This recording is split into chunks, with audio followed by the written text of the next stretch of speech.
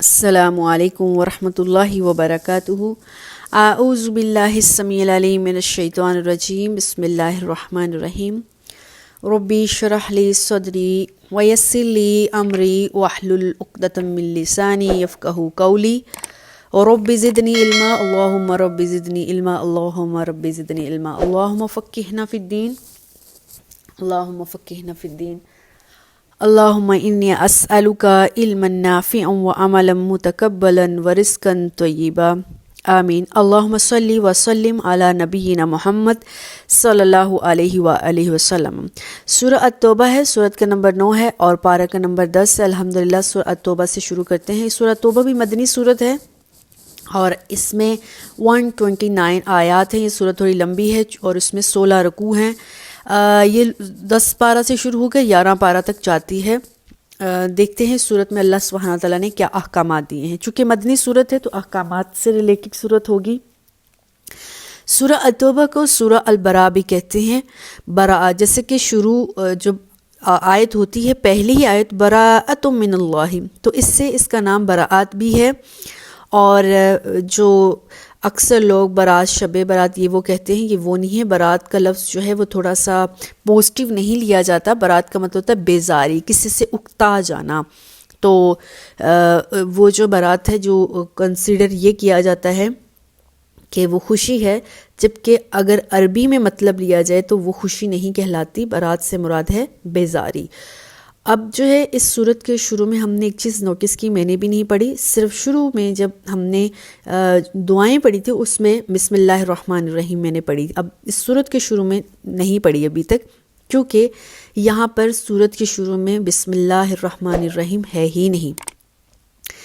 یہ سورت جو برات ہے، سورہ توبہ، یہ سورہ انفال کے بعد نازل ہوئی ہے اور یہ 9 ہجری میں جا کر نازل ہوئی ہے۔ اس میں بہت سے مضامین جو ہیں نا وہ سورہ انفال کے ساتھ ملتے جلتے ہیں۔ سورہ انفال جو ہے وہ مدینہ کے شروع کے زندگی میں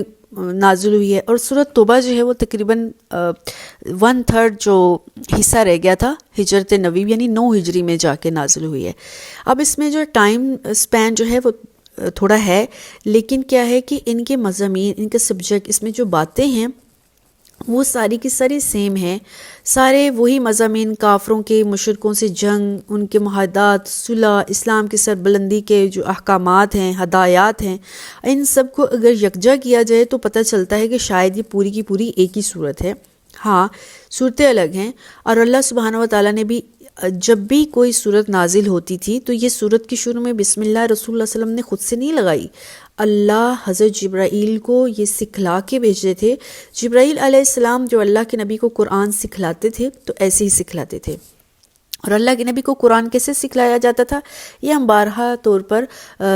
بچپن سے سنتے آئے ہیں کہ جب آپ پر پہلی وحی نازل ہوئی تھی، اقرأ بسم ربک الذی ولی، تو رسول اللہ صلی اللہ علیہ وسلم کو حضرت جبرائیل نے پڑھایا۔ اس وقت فرسٹ ٹائم تھا، آپ کو کپ کپائے، آپ پر ایک ڈفرینٹ حالت تھی۔ اس کے بعد جب قرآن آتا گیا تو رسول اللہ صلی اللہ علیہ وسلم جو ہے نا، وہ جب بھی قرآن نازل ہوتا تھا جبرائیل آپ کو پڑھاتے تو آپ جلدی جلدی پڑھتے۔ تو قرآن میں اللہ تعالیٰ نے کہا ہے کہ آپ جلدی نہ پڑھیں، اللہ کا کام ہے آپ کو سکھلانا۔ بس جبرائیل آپ کو ایک دفعہ پڑھا جاتے ہیں تو اللہ آپ کے سینے پر اس کو نقش کر دیں گے۔ اللہ کے نبی چونکہ پڑھے لکھے نہیں تھے تو ان کا یہ خیال تھا کہ شاید یہ مجھے بھول نہ جائے، تو اس نظر سے اللہ کے نبی جلدی جلدی اس کو پڑھتے تھے، بار بار غور و فکر کرتے تھے اس بات پر۔ تو اللہ نے اپنے نبی کو کہا آپ کا کام صرف اس کو پڑھنا ہے، جو جبرائیل آپ کو پڑھا کے جاتے ہیں اس کو ایک دفعہ رپیٹ کرنا ہے، اور اللہ آپ کے سینے پر نقش کر دے گا۔ اللہ سے دعا اللہ ہمارے سینوں کو بھی اس طرح سے، نبی کے جیسا تو نہیں ہے، نبی کی شان کہاں اور ہم انسان کہاں، لیکن ہم اللہ سے دعا کر سکتے ہیں اللہ ہمارے سینوں کو بھی اسلام کے لیے کھول دے۔ اب اس وقت جب صورت نازل ہوتی تھی، جبرائیل علیہ السلام لے کر آتے تھے، تو صورت کے شروع میں بسم اللہ الرحمن الرحیم حضرت جبرائیل ہی اللہ کے نبی کو پڑھا کر جاتے تھے۔ اس صورت کے شروع میں اللہ کے نبی کو نہ تو بسم اللہ سکھلائی گئی ہے،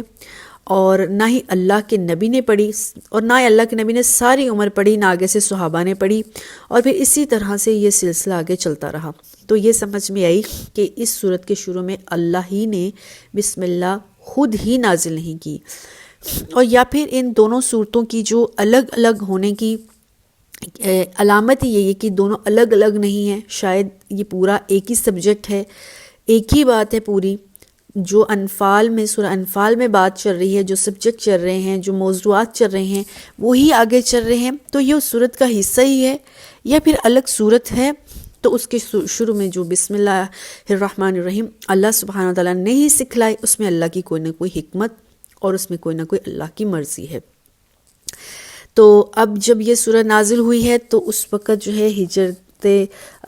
فتح مکہ کے بعد 9 ہجری سٹارٹ ہوئی ہے، تب یہ صورت جو ہے وہ نازل ہوئی، جبکہ حج کا زمانہ چل رہا تھا۔ تو ابھی ہم دیکھتے ہیں اللہ سبحانہ وتعالیٰ اس صورت میں کیا کہہ رہے ہیں، ہم نے اس کا وجہ بسم اللہ کیوں نہیں نازل ہوئی اور اس صورت میں اندر کیا کیا مضامین ہوں گے، کیا سبجیکٹ ہوں گے، وہ ساری ڈسکشن کر لی الحمدللہ۔ پہلی آیت ہے براءۃ من اللہ ورسولہ الی الذین عاہدتم من المشرکین۔ اے نبی صلی اللہ علیہ وآلہ وسلم، یہاں پر اے نبی نہیں کہا گیا، لیکن جب ہم اس کو پڑھتے ہیں تو اس کے بعد سمجھ میں آ رہا ہے کہ کنورسیشن بات کلام جو ہے وہ اللہ کے نبی سے کی جا رہی ہے۔ جن مشرکوں سے آپ نے معاہدات کر رکھے تھے، اب اللہ اور اس کے رسول ایسے معاہدات سے منہ پھیرتا ہے، ایسے معاہدات سے اب دستبردار ہوتا ہے، یعنی اب وہ معاہدات جو اللہ نے کفار کے ساتھ اللہ کے نبی نے کیے تھے وہ اللہ اب ختم کرتا ہے۔ اللہ نے کفار کی چالوں کو دیکھ لیا ہے، ان کی کرتوتوں کو دیکھ لیا ہے، اب اللہ کو پتہ ہے، مسلمانوں کو بھی سمجھ میں آ رہی ہے کہ کافر جتنے بھی معاہدات کرتا ہے اسلام کے ساتھ، مسلمان کے ساتھ، وہ سارے کے سارے اپنے مفادات کی خاطر کرتا ہے۔ جب تک ان کو فائدہ رہتا ہے اس وقت تک ان عہدوں کی پاسداری کرتے رہتے ہیں کسی نہ کسی طرح سے۔ جیسے ہی ان کو اپنی طرف سے کچھ کرنا پڑتا ہے، ان کی باری آتی ہے تو وہ اپنے ان معاہدات کو توڑ دیتے ہیں اور پھر اللہ اس کے رسول کی کسی بات کا دھیان نہیں رکھتے ہیں۔ تو جو کافر ایسا کرتے ہیں تو اللہ نے مشرکین سے بھی اعلان برات کر دیا ہے کہ اب وہ جو کافروں کے ساتھ مسلمانوں اور کافار نے مسلمانوں کے ساتھ معاہدات کیے تھے، جس کی وجہ سے مسلمانوں پہ بہت سی پابندیاں انہوں نے عائد کر رکھی تھی، اور مسلمان بیچارے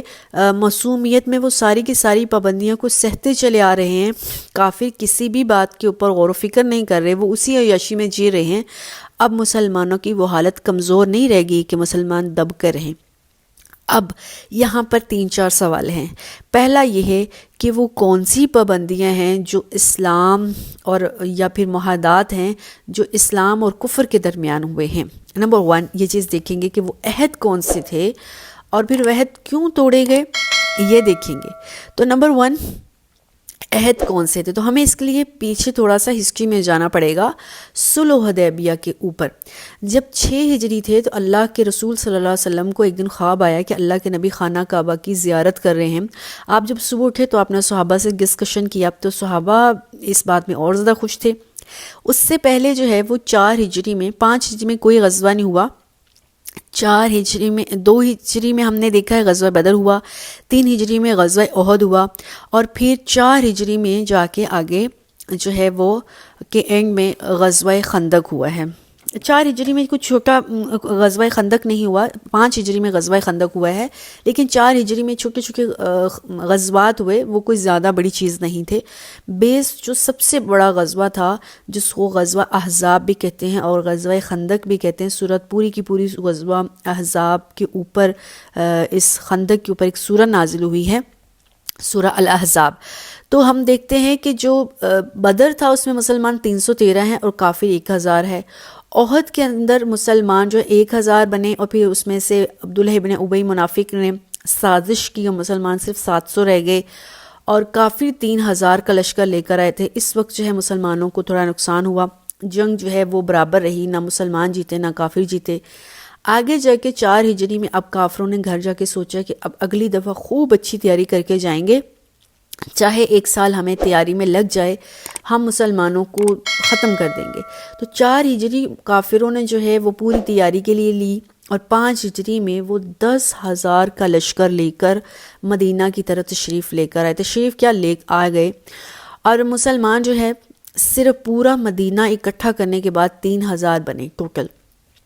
اب مسلمانوں کو یہ بات سمجھ میں آئی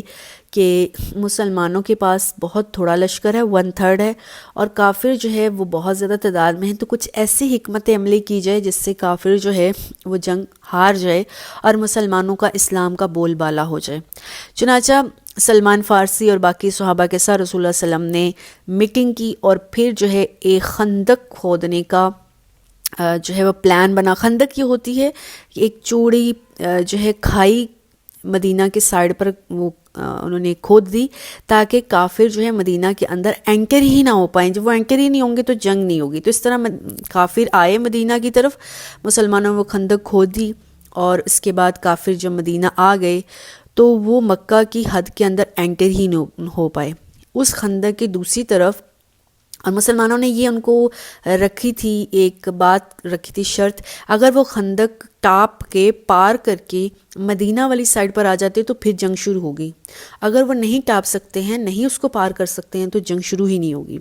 چنانچہ وہ لوگ 1 مہینہ وہاں پہ رہے،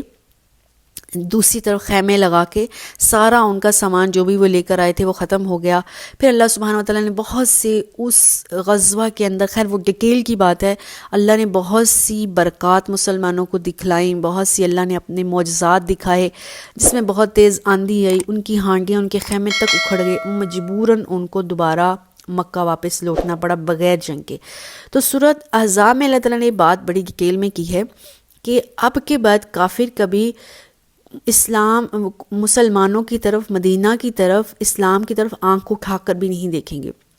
جتنی ان کے ساتھ ہونی تھی عزت خندق کے موقع پر، جو نقصان ان کا ہوا ہے، اب دوبارہ کبھی وہ مسلمانوں کی طرف یا مدینہ کی طرف آنکھ اٹھانے کی جرت بھی نہیں کر پائیں گے۔ یہ اللہ کا مسلمانوں کے ساتھ وعدہ تھا، اور تاریخ نے یہ ثابت کیا۔ غزوہ خندق کے بعد کافروں نے کبھی بھی مدینہ کی طرف چڑھائی نہیں کی، بلکہ مسلمانوں نے کی ہیں، جو بھی غزوات کی ہیں کافروں نے کبھی بھی مدینہ کی طرف، یعنی مشرکین مکہ نے مدینہ کی طرف کبھی بھی چڑھائی نہیں کی۔ اب 5 ہجری کے بعد جب غزوہ خندق یا غزوہ احزاب ہو، اس کے بعد 6 ہجری کو اللہ کے نبی کو خواب آیا ہے۔ یہ ساری بات بتانا اس لیے ضروری ہے کہ یہ صورت اور یہ آیات تب تک سمجھ نہیں آئے گی جب ہمیں اس کا بیک گراؤنڈ نہیں پتہ ہوگی، وہ معاہدات کیا تھے نہیں پتہ ہوں گے تو یہ صورت ہمیں سمجھ میں نہیں آنے والی۔ اب 6 ہجری کو رسول اللہ صلی اللہ علیہ وسلم کو خواب آیا ہے، آپ نے خواب دیکھا کہ آپ خانہ کعبہ کی زیارت کریں، آپ نے صبح اٹھ کے صحابہ کرام سے ڈسکشن کی۔ نبیوں کے خواب تو وہی ہوا کرتے ہیں، اپنی بات سے تو اللہ کے نبی کی کوئی بات نہیں کرتے، کوئی نبی بات نہیں کرتا۔ تو اللہ کے نبی نے جب صحابہ سے ڈسکشن کی تو وہ تو پہلے ہی چاہتے تھے، ایک زمانہ ہو گیا تو ان کو اپنے رشتہ داروں سے، اپنے اس شہر آبائی شہر سے بچھڑے ہوئے، تو وہ کہتے تھے کوئی نہ کوئی بہانہ بنے تو ہم کسی طرح اڑ کے پہنچ جائیں مکہ میں، اور ویسے بھی اللہ کا گھر وہاں پر ہے۔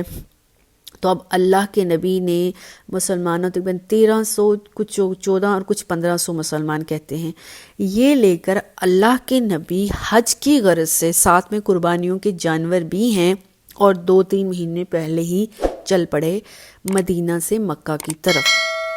ابھی راستے میں پہنچے ہی تھے، حدیبیہ کا ایک مقام ہے، وہاں اللہ کے نبی نے ریسٹ کی ہے، تو کافروں کو پتہ چل گیا ہے کہ اللہ کے نبی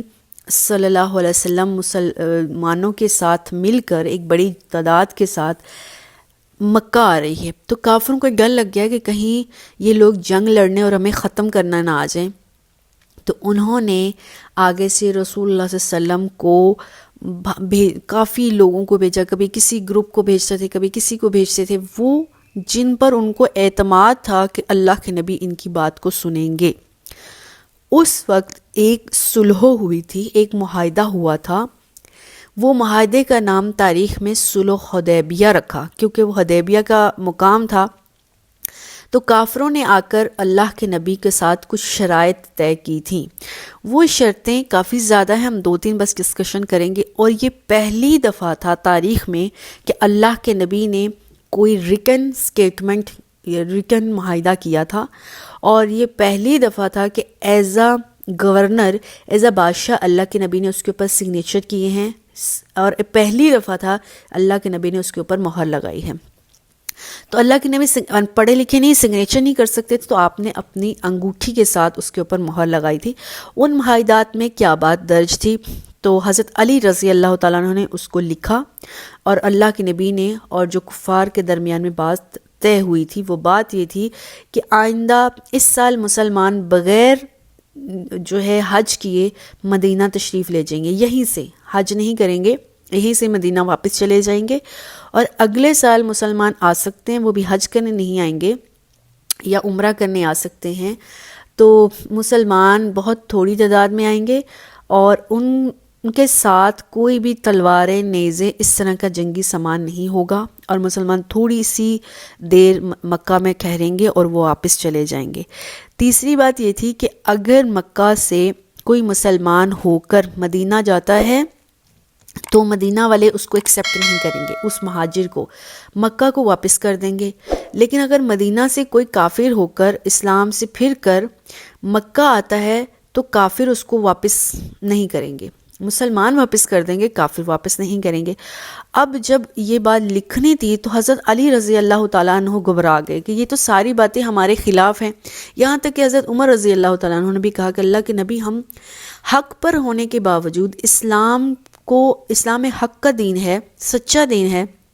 تو ہم ان جھوٹے کفار کی بات کو کیوں تسلیم کر رہے ہیں؟ ہمیں ان کی بات کو تسلیم ہی نہیں کرنا چاہیے۔ تو اللہ کے نبی کو چونکہ اللہ نے حکم دے رکھا تھا، اور ہم یہ سورہ الفتح میں انشاءاللہ 26 پارے میں تفصیل سے یہ بات پڑھیں گے کہ اللہ سبحانہ وتعالیٰ نے یہ بات حکم اللہ کے نبی کو دے دیا تھا کہ اللہ کے نبی ان کی ساری شرائط کو مانیں گے، اور اللہ کے نبی نے ساری شرائط کو مانا، اللہ کے نبی نے مہر لگائی، اور وہ دونوں طرف سے ایگریمنٹ سائن ہو گیا تھا۔ اور یہ بات پھر اللہ کے نبی نے اس وعدے پر عمل بھی کیا۔ اگلے سال صرف تھوڑے سے لوگ آئے تھے عمرہ کرنے کے لیے، اور وہ بھی بہت تھوڑی تعداد تھی، اور اس تعداد میں کوئی تلوار، کوئی نیزہ، کچھ بھی نہیں تھا۔ یعنی اللہ کے نبی نے ہر وہ معاہدہ جو انہوں نے کہا تھا وہ مانا۔ اس کے بعد اگر کوئی شخص مکہ سے مسلمان ہو کر مدینہ جاتا تھا تو اللہ کے نبی اس کو واپس کر دیتے تھے، مکہ کو واپس کر دیتے تھے۔ اگر مدینہ سے کوئی جاتا تھا مکہ کی طرف کفر قبول کر کے، کافر ہو کر، تو اللہ کے کافر ان کو لے لیتے تھے، لیکن اللہ کے نبی نے یہ نہیں کہا کہ ہمیں واپس چاہیے، کیونکہ اسلام کو ایسا بگوڑا اور اسلام سے متنفر شخص چاہیے ہی نہیں ہے۔ تو اس صورت میں یہ صورت 9 ہجری کو نازل ہوئی فتح مکہ کے بعد۔ تو فتح مکہ میں بھی جب مسلمان مکہ گئے ہیں تو ان کو یہ ٹائم ہی نہیں ملا کہ وہ بیت اللہ میں حج یا عمرہ کر سکیں، طواف کر سکیں، چونکہ کافروں نے مسلمانوں پر یہ پابندی لگائی ہوئی تھی جو ابھی ہم نے بات کی ہے صلح حدیبیہ کے وقت، کہ مسلمان جو ہے وہ خانہ کعبہ میں انٹر نہیں ہو سکتے، عبادت نہیں کر سکتے، حج یا عمرہ نہیں کر سکتے، طواف نہیں کر سکتے۔ تو اس شرط پر اللہ کے نبی مکہ جانے کے باوجود ہم دیکھتے ہیں 8 ہجری میں فتح مکہ کیا ہے اللہ کے نبی نے۔ اب اللہ کے نبی نے جب مکہ فتح کر لیا ہے تو اللہ کے نبی گورنر بن گئے ہیں، امام بن گئے ہیں، اب جو چاہیں کر سکتے ہیں، لیکن اللہ کے نبی نے اس وعدے کو نہیں توڑا جو وعدہ اللہ کے نبی نے کفار کے ساتھ کیا تھا، یعنی وہ بیت اللہ شریف میں داخل نہیں ہوں گے۔ تو 8 ہجری میں جب مسلمان مکہ گئے ہیں فتح مکہ کرنے کے لیے تو مسلمان بیت اللہ میں داخل نہیں ہوئے، انہوں نے عبادات نہیں کی، انہوں نے حج و عمرے نہیں کیے۔ 8 ہجری کے بعد پھر مسلمانوں کو 8 ہجری میں ہی اس کے بعد غزوہ حنین کرنا پڑا، پھر طائف کی طرف جانا پڑا، اور اس سارے مارکے کرنے کے بعد مسلمانوں کو اتنا ٹائم ہی نہیں ملا کہ وہ دوبارہ مکہ آتے، حج کرتے۔ اب مسلمانوں نے یہ طے کیا کہ 9 ہجری میں مسلمان جو ہے وہ حج کرنے جائیں گے۔ اب 9 ہجری میں اللہ کے نبی حج کرنے نہیں آئے، حضرت ابوبکر صدیق رضی اللہ تعالیٰ عنہ کو امیر مقرر کیا، اور حج کا قافلہ جو ہے وہ مکہ کی طرف تشریف لے کر آیا۔ اس وقت تک جو کافر تھے وہ خانہ کعبہ میں حج یا عمرہ کیا کرتے تھے، مسلمانوں پر حج اور عمرے پر پابندی تھی، اور اللہ تعالیٰ نے کافروں کو ابھی تک ان کے لیے بیت اللہ میں داخل ہونے کو حرام قرار نہیں دیا تھا۔ تو اس حج میں یہ جو حج ہوا ہے 9 ہجری کو، جو حضرت ابوبکر صدیق رضی اللہ تعالیٰ عنہ کی نگرانی میں ہوا ہے، اس حج میں کافروں نے بھی حج میں حصہ لیا تھا اور مسلمانوں نے بھی حج میں حصہ لیا تھا۔ مسلمانوں نے اپنے طریقے سے حج کیا تھا اور کافروں نے اپنے طریقے سے حج کیا تھا۔ اس کے بعد پھر خانہ کعبہ پر پابندی ہوئی ہے کفار کی۔ تو جب حضرت ابوبکر صدیق وہ کافرہ لے کر واپس مدینہ کی طرف روانگی ہوئی ہے نا، اس وقت مدینہ شریف میں اللہ کے نبی کے اوپر یہ صورت نازل ہوئی ہے۔ تو حضرت علی رضی اللہ تعالیٰ عنہ کو پھر اللہ کے نبی نے بھیجا ہے مکہ کی طرف۔ ابھی ابوبکر صدیق جو ہے وہ وہیں پر ہے، مکہ میں ہی ہے، مدینہ آنا ہے ان کو پہنچنے میں، ظاہر اس زمانوں میں مہینوں لگتے تھے، تاکہ حضرت ابوبکر صدیق جو ہے کفار کو اللہ کا یہ میسج دے سکیں۔ تو اس وقت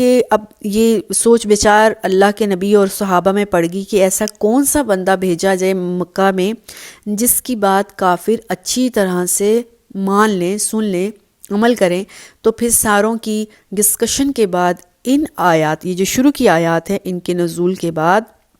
حضرت علی رضی اللہ تعالیٰ عنہ کو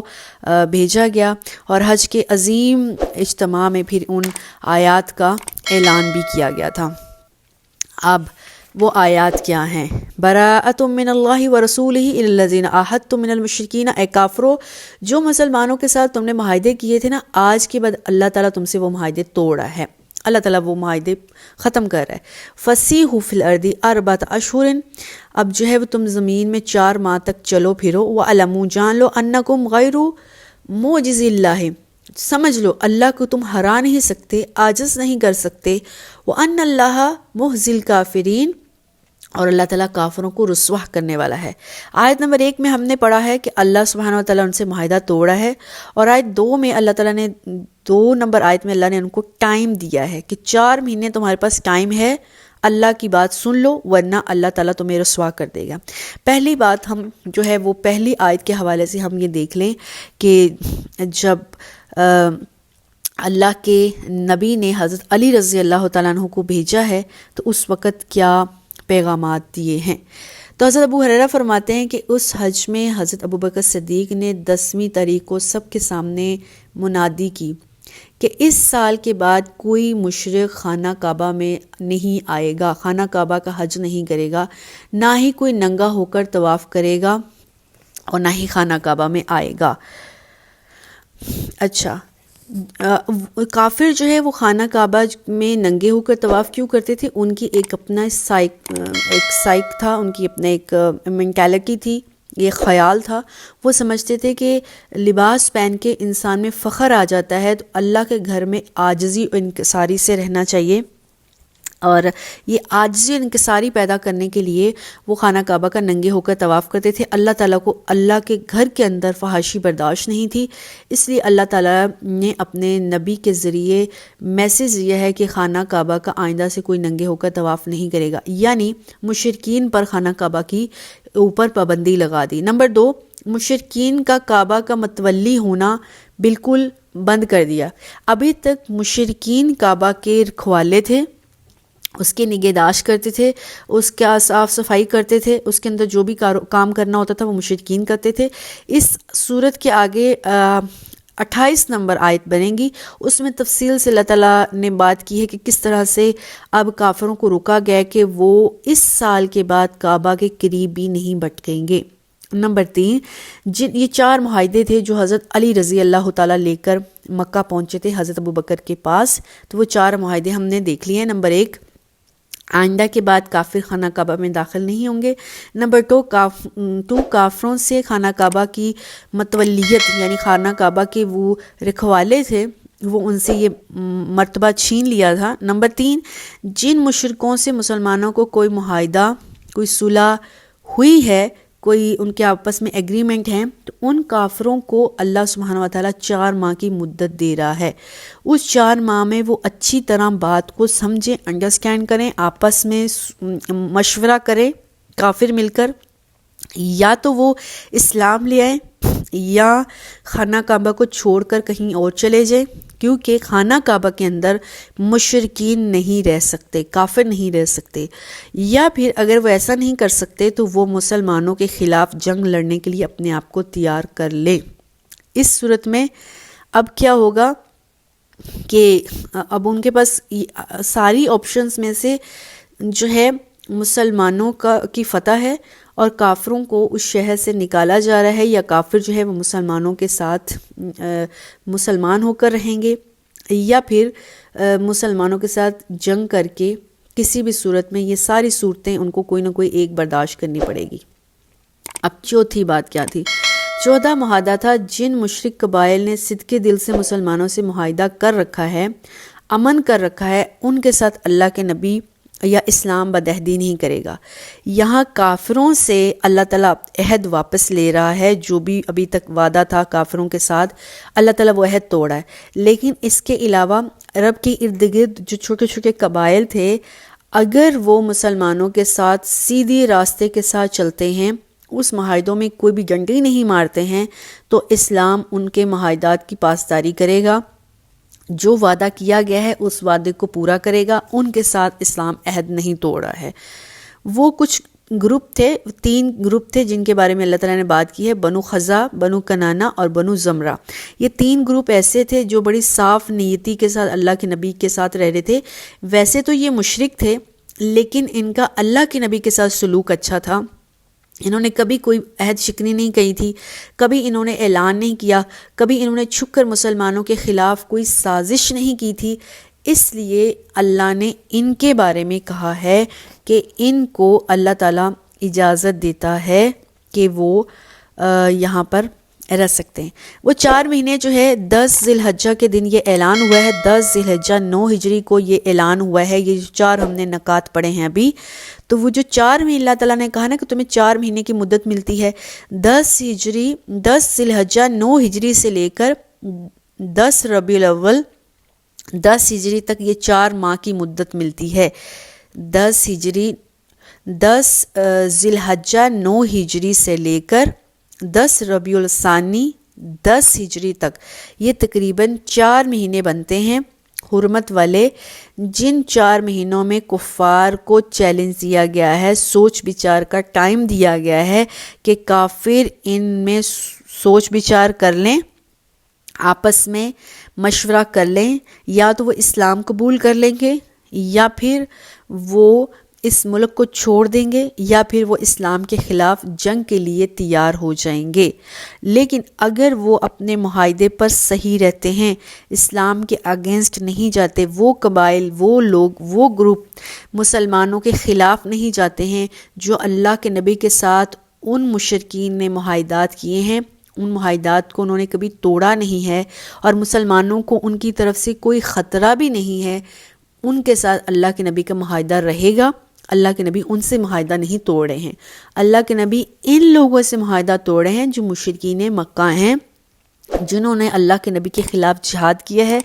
جنہوں نے کعبۃ اللہ کے اوپر ان کے لیے پابندی لگائی ہے، جنہوں نے دوسرے لوگوں کے ساتھ مل کر اسلام کو دبونے کی کوشش کی ہے۔ یہ ان لوگوں کے بارے میں بات ہو رہی ہے۔ امید ہے ہمیں کچھ اس